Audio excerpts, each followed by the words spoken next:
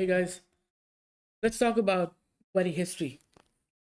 Now, before we get started, on a side note, I want to mention in case your Snowflake trial account is expired, uh, maybe because you've used up all your credits, do not worry. You can always create a brand new trial account with the exact same email ID and you can come back.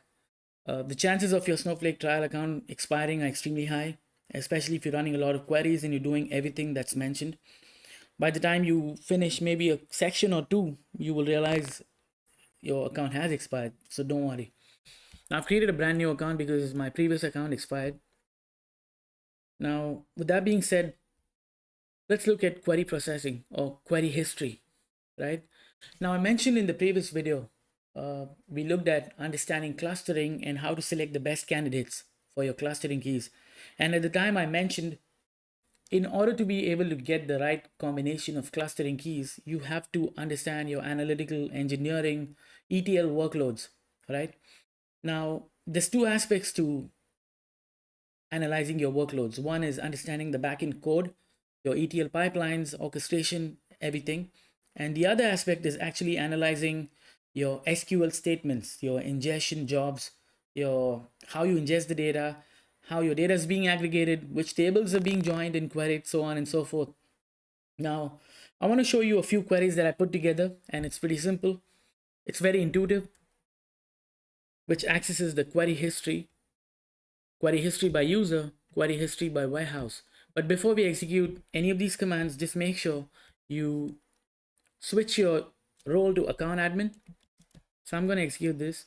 The second I switch to account admin from sysadmin, you will see the database Snowflake appears on the left hand side. So let me just refresh this. Inside of this database, you will have a few schemas: account usage, data sharing usage, so on and so forth. So let me run this query first. Now I'm saying select star from table snowflake.information schema.query history. Information schema is the schema. And let me bring up the results. This query tells you which query was executed. It'll give you the exact same SQL statement against which database, inside which schema, and what was the query type as well. If you scroll to the right, you will see more information. You have the warehouse name, you have the cluster name, the cluster number. If you created a multi-cluster warehouse, it'll even tell you the number. How many numbers were in use, okay? What was the execution status? Did it fail? Was it succeeded? So on and so forth. So it's pretty intuitive. I want to execute all three commands. If you want to get a list of all the SQL statements for a specific user account, you can do so by calling the function query history by user, which is inside of information schema, right? And the next one is query history by warehouse. This has given an error because specify the database name. So just execute and play around with these queries. I've also put together one query which kind of tells you, gives you a history of all the queries executed.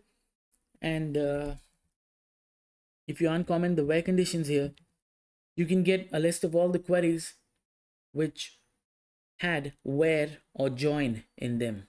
Okay, so I believe the result will be empty in this case.